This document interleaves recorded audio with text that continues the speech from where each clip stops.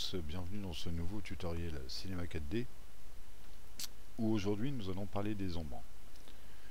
Alors, pourquoi? Parce que je vois très souvent la même chose et je trouve ça un petit peu dommage que ça soit pas plus exploité que ça.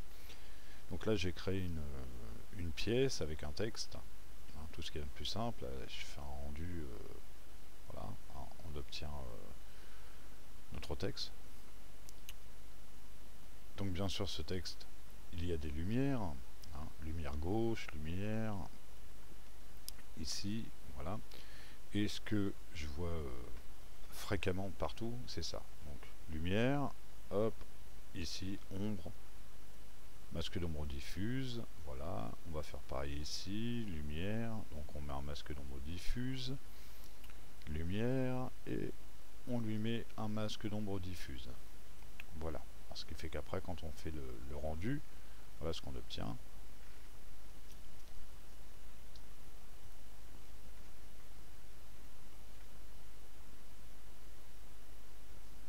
Voilà. Alors, déjà, quand on prend une lumière, ce qu'il faut savoir, c'est que l'ombre, ici, masque d'ombre diffuse, vous la retrouvez ici. Voilà, ombre. Dans cette ombre-là, il y a des paramètres qu'on peut changer. Alors déjà, on peut changer la couleur. On peut mettre une couleur verte. Admettons, là c'est pour la démonstration. Déjà, si je mets une couleur verte sur la lumière droite, voilà, vous allez voir que voilà, l'ombre a changé complètement. D'accord? Ensuite, ce qu'on peut faire aussi, c'est modifier ici. Si je mets une ombre de 500 sur 500, on va se rendre compte tout de suite, voilà, que l'ombre est beaucoup plus grosse.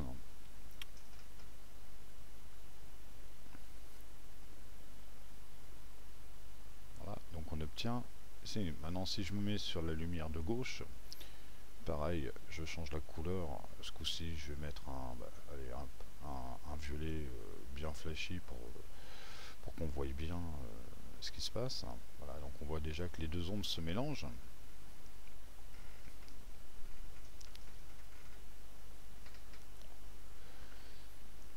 Voilà, ce qui peut donner un effet, hein, quand vous faites au niveau des ombres. Alors pareil, on peut changer le diamètre. Ici, on peut faire ce qu'on appelle un contour d'ombre. Donc là, si je clique sur la case contour d'ombre,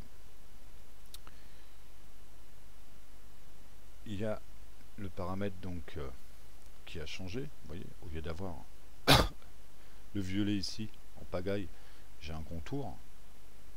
Voilà, tout simplement, qui se fait. Donc ça peut donner un style.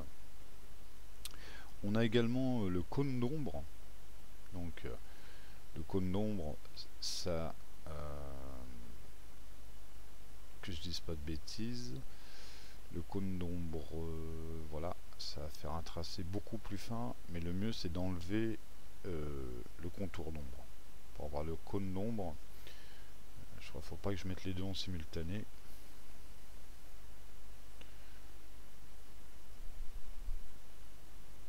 Pardon, j'ai arrêté le rendu. Et donc on peut jouer comme ça avec beaucoup de choses sans pour autant j'étais sur la bonne lumière, voilà, contour d'ombre. On peut jouer avec plusieurs réglages ici, hein. On peut toucher un peu à tout, hein, pour voir un petit peu ce que ça nous fait. Mais voilà, moi je trouve ça un petit peu, je trouve ça sympa, quoi. Et puis c'est vrai qu'à chaque fois on voit juste masque d'ombre, ombre diffuse, et ça s'arrête là, quoi. Alors qu'on peut, on peut tout à fait adapter des choses, jouer avec des couleurs, jouer avec des choses comme ça, ce qui permet de tout de suite changer l'animation. Voilà, si je prends la lumière du centre, c'est strictement pareil.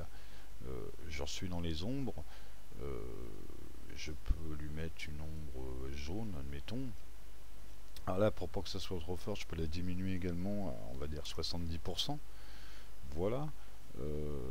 Ce qui va nous donner tout de suite une ombre voilà, un peu moins forte que les autres.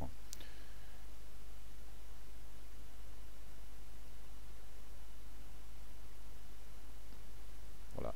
Donc, en faisant plein de réglages, on peut obtenir des trucs assez sympathiques. Donc, je vous invite bien sûr donc à essayer ça. hein. Bien sûr, après, il y a aussi les lentilles, hein. Vous voulez mettre une lentille style étoile, par exemple. Voilà, on peut régler après plein de choses. Euh, mais déjà, au niveau des ombres, c'est vrai qu'on peut jouer beaucoup avec. Et la plupart du temps, quasiment tous les tutos que j'ai vus, c'est juste masque d'ombre diffuse et terminé. Et, vous voyez, hop, on peut rajouter voilà, une lueur un peu plus haute. Alors ça, tout ça, c'est pareil, hein, on peut la baisser, on peut la mettre qu'à 50%. Tout est réglable. Tout est réglable. Il y a des paramètres partout, que ce soit dans la lentille, dans le bruit également, dans le... Alors évidemment, attention, parce qu'il y a il y a certains... pardon. Il y a certains paramètres qui vont faire un temps de rendu relativement très long. Donc il faut essayer. Moi je dis qu'il faut essayer. Faites des essais, regardez. Mais n'hésitez pas à jouer avec les ombres.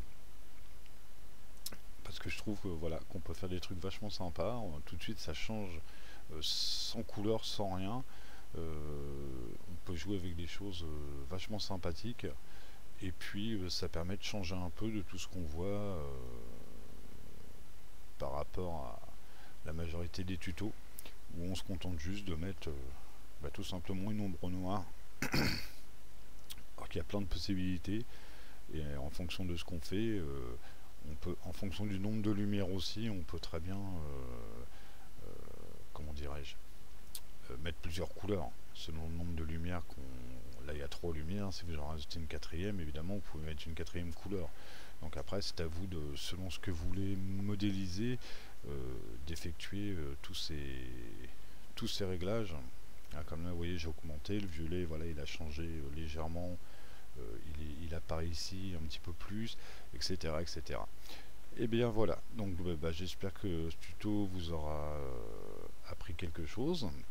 N'oubliez pas de cliquer un petit clic sur j'aime, ça fait toujours plaisir. Et puis je vous dis à très bientôt pour un prochain tuto.